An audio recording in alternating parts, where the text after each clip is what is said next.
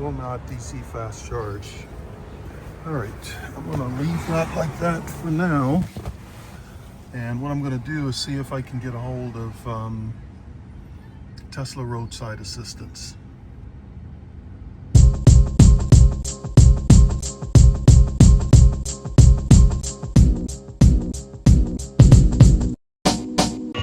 This is Brian G, the EVOG, and you're joining me here in the cockpit of Red Riot. This is my daughter's 2018 Tesla Model 3. And I am in the state of Massachusetts. I left Maryland this morning at about 8:20 this morning to drive up to Cape Cod. I expected this to be a fairly uneventful trip, but that's not what it's turning out to be. When I left home, I left at 100% state of charge, which on this 2018 long-range dual motor indicated roughly 270 miles of range, and 3 15-minute charging stops would get me there. The first 2 were fine, but the third one at Seekonk, Massachusetts, I get out, I plug in. I came back to my car after 15 or 20 minutes, and to my surprise, charging had stopped and the vehicle hadn't charged. So I figured, there was some type of glitch. And so I reset the charging session. And to make this somewhat of a long story shorter, the vehicle would not supercharge. I changed stalls several times and went to other empty stalls, same issue. It would flash blue, then it would go to a solid blue, and if I left it in that state long enough, it would eventually go to an orange or red state, indicating some sort of a fault, where it would then give the error message of unplug and plug in again. So, I ended up waiting for a few people in Teslas who had been charging successfully to go ahead and leave, and when they would leave, I would go into their charging stall, and again I would get the exact same behavior. So the long and short of it is the vehicle would not charge at all at that location. So I tried to call Tesla.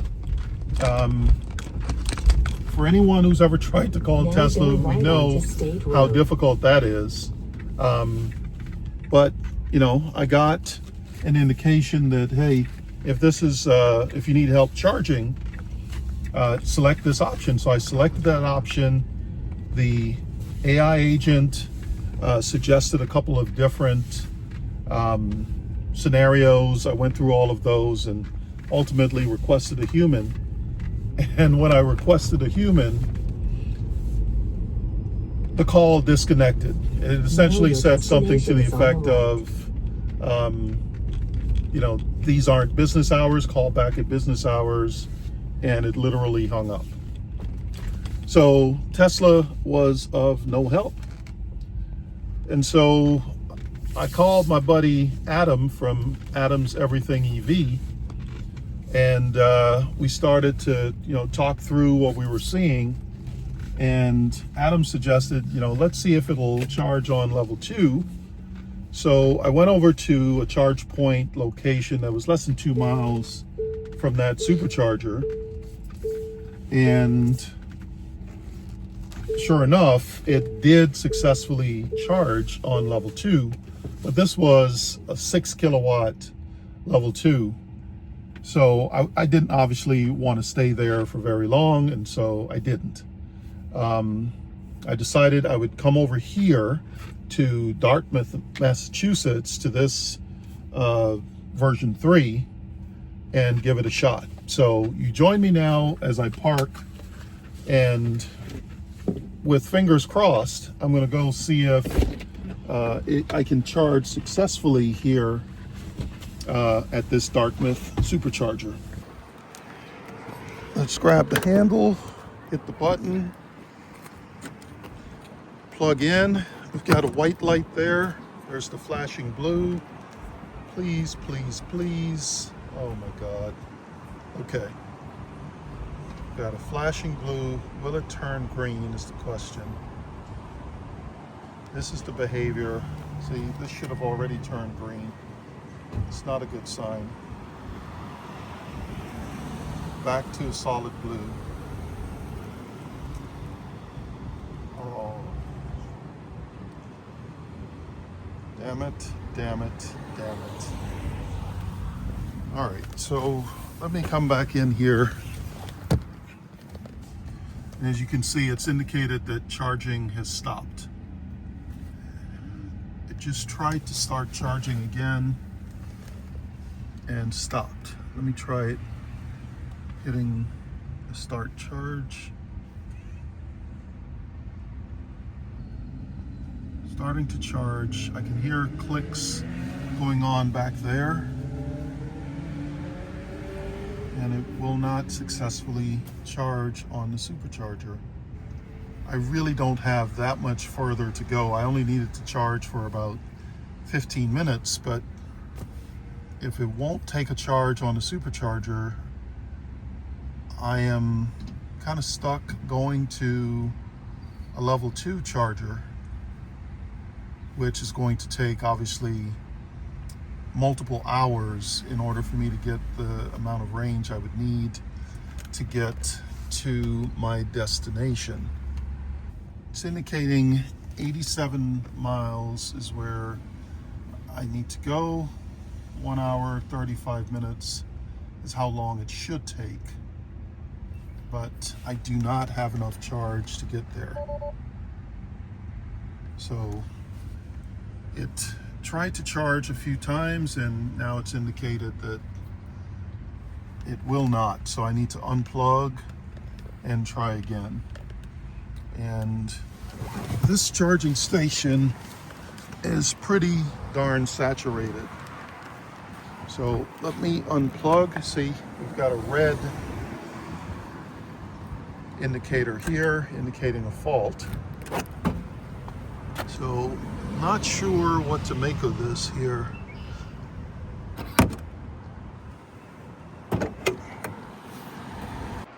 So as you can imagine, this is after driving for about seven and a half hours from Maryland into Massachusetts. I've already done 2 successful supercharging sessions.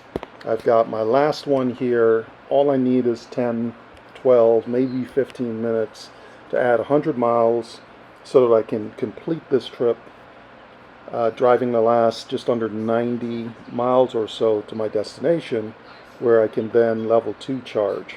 So I try it again on this supercharger, and of course it doesn't work. So at this point I figure, why not try this one over here? What do I have to lose, right? I only need 10 minutes of charging to get the juice I need. So I unplug here, move over to, that other stall to give that one a try to see if there's any way I can get this thing to charge. So I plug in to this one, and of course the result remains exactly the same. So I'm literally stranded at this point. The vehicle will not supercharge. I know it will level 2 charge, but I also know that in order to get 90 miles, a best case scenario is probably 2.5. The thing that is most disappointing is that I seemingly do not have the option of just picking up the phone and calling Tesla. I'm going to try them here again momentarily to see if I can reach their roadside assistance line, because this obviously is a roadside issue since I'm on a road trip. All right, here's what I'm going to do. I'm going to go ahead and disconnect, and I'm going to do a couple of resets.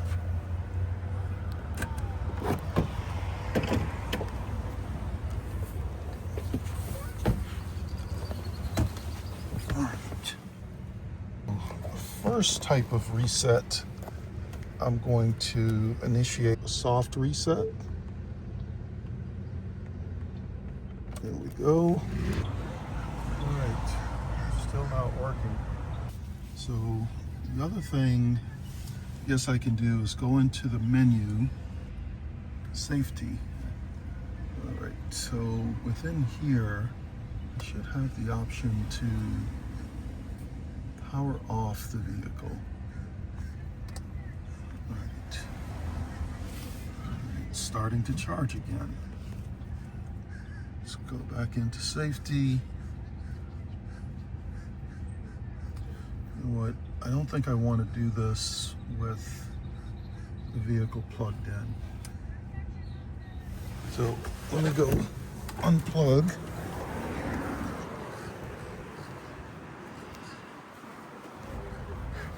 Yeah, solid blue. Unplug.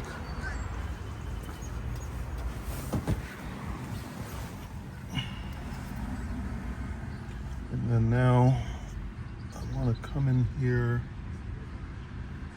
safety menu, and power off.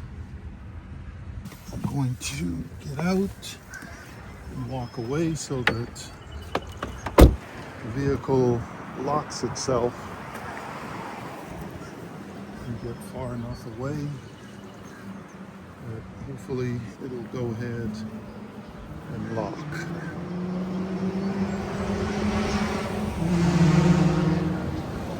All right, there we go. It just locked itself. Count down from 10, 9, 8, 7, 6, 5, 4, 3, 2, 1.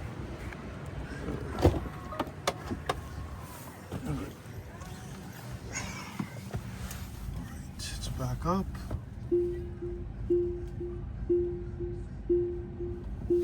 Still has my navigation route there. All right.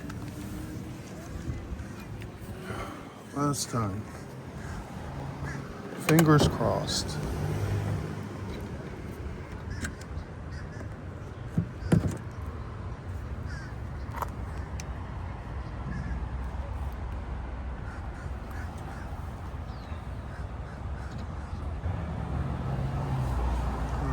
Will not DC fast charge.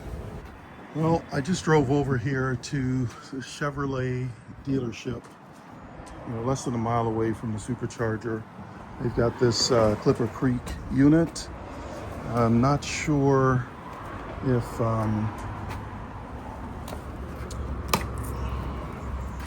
it is active, but let me put on my J1772. Right, open up my charge port. Well, I heard something from the Clipper Creek, and immediately it's charging. So we are able to successfully charge on a level 2, but it will not charge on Superchargers for some reason. So all right, let's go back in the vehicle and let's see what type of charging. All right, so this one's pretty juicy, right? We're essentially maxing out this vehicle's level 2 capabilities. So it is charging at 48 amps, which is great. For level 2, that's about as high as it can go. Question is, how long will this take? I'm getting about 10 kilowatts right now, and I need to gain somewhere in the neighborhood of 80 miles. right? 80 miles would get me to about 92. I'm getting between 36 and 37 miles per hour that I'm plugged in here. So I plugged in with about 12 miles. After 1 hour, I gained almost exactly 38 miles. After an hour, I was right at 50 miles of indicated range. So I'm getting roughly 37, 38 miles per hour that I'm plugged in here. You know, it's only going to take me 88 miles to get to my destination. And so I should be able to level 2 charge at these speeds for a little over 2 hours. I've got to figure out how much of a buffer I want to have. I'll probably charge to somewhere between 90 and 100 miles, just so I've got a little bit of a buffer there. Once I get to our home, I'll be able to level 2 charge there. I'm probably just going to fire up an NBA game to watch here in the car. I was thinking I could do that on my iPad, but I am, after all, in a Tesla, so I should be able to just go into the theater. Where's the theater here? And I've got some options here, so I'm going to go into Hulu, and I'm going to watch some NBA playoffs. That should allow the time to pass. While that's happening, I'm also going to get some work done. I've got my laptop in here. I just took it out of my backpack there. And one of the things that Tesla does not offer in their vehicles is any sort of household outlet. And the USB-C charger that I've got in here is not great. It's actually not maintaining the charge on my laptop. But my wife, being the doomsday prepper that she is, she's just great at having the things you need when you need them. We've got this power inverter that she put into the emergency bag in the sub-frunk of this vehicle. And so I've got my laptop brick plugged into that, and that's going to power my laptop for as long as I need to. I should have enough battery, but this will actually keep me powered. So it just underscores the importance of having the things that you need, but also from a vehicle standpoint, would love to see Tesla offer a Wi-Fi hotspot, and B, NEMA 1515 outlet, which is the, I guess, technical term for the household outlet within the vehicle. So what do you guys think? Is this something that you've encountered before, where your Tesla vehicle has stopped DC fast charging but will accept a level 2 or level 1 charge? And would love to hear from you guys in the comments if you or anyone you know have encountered this issue. It's got between 83 and 83.5 in terms of the mileage on it. So it's still technically under the powertrain warranty. And there's a great video on this channel from last summer as we were driving it back to Maryland from Cape Cod when the rear drive unit went out. That was covered under the powertrain warranty. So definitely comment below. I'm curious to hear your thoughts on this specific issue, but also some of the other things that I've talked about, right?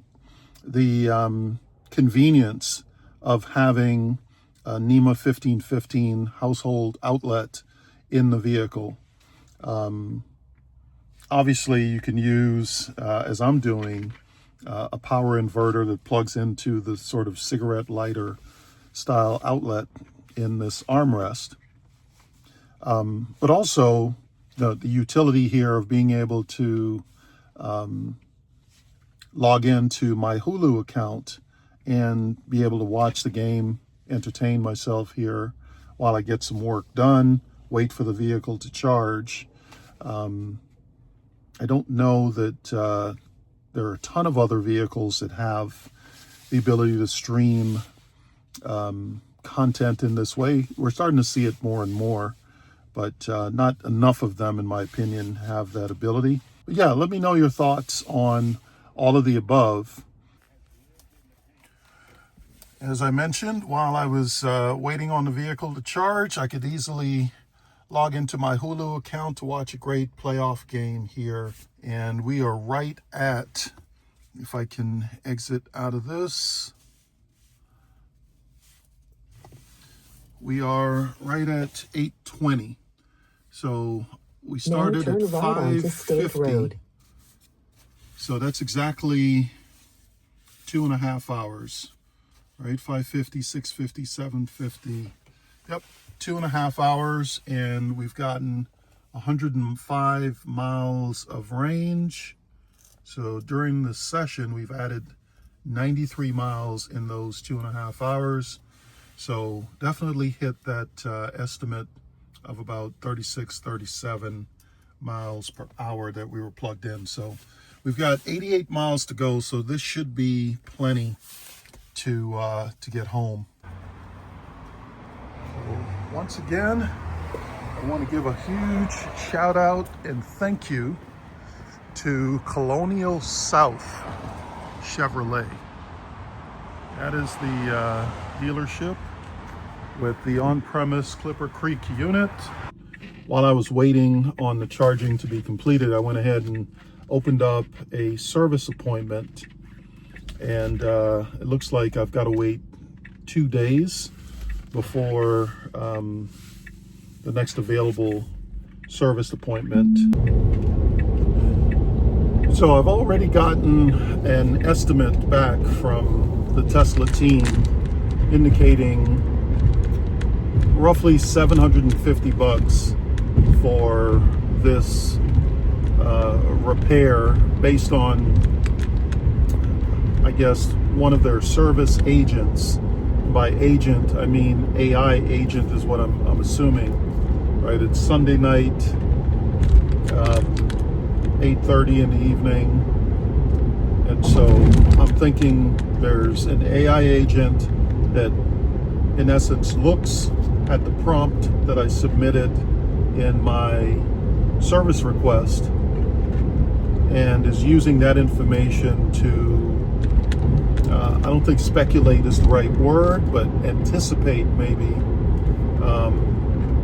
what will be required in order to, what parts and how much labor will be required in order to effectively repair that type of symptom that I indicated in the prompt I submitted with my service request. So we'll wait to see if the actual diagnosis turns out to be that. I do plan to reply and see if they can expedite the service request. So I've made it to Orleans, Massachusetts, and here in Orleans we have an older version 2 Supercharger. So I figured I'd plug it in here and see if version 2 might work. All right, so let's try this again.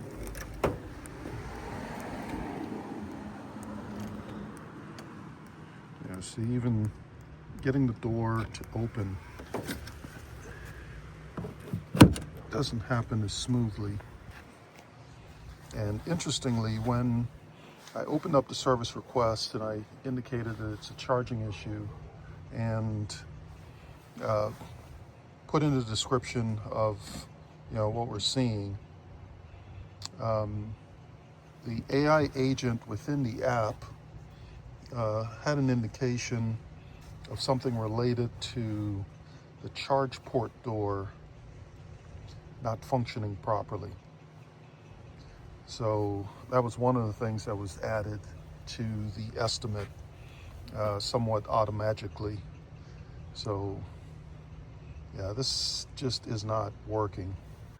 So after driving 7.5, almost 8 hours, my very last charging stop, the vehicle just would not supercharge. I tried it at 2 separate supercharging locations. I tried multiple stalls at each location. In between those 2 locations, I tried it at level 2 charger and verified that level 2 charging was working. And so after the second failed supercharger attempt, I followed the guidance from my friend Adam from Adam's Everything EV to go to a really close by Chevy dealership where I was able to charge on a Clipper Creek at 48 amps. I was able to get the mileage I needed out of that level 2 charger in right about 2.5 hours to complete the trip.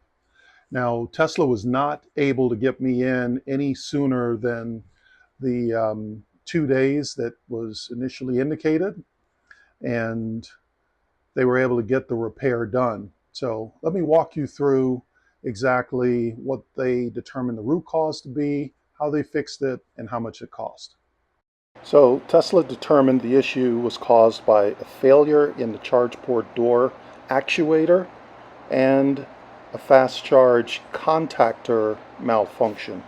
Both the charge port door and the fast charge contactor were replaced to resolve the issue. Total for this repair was $753.96. The majority of that was $514 and change in labor and $225.69 for parts. Let me know in the comments your thoughts on this experience, the diagnosis, the cost, and so on. Thanks for watching this video, and I look forward to seeing you guys on the next one. Don't forget to like, subscribe, and share this video with anyone you think could benefit from seeing it.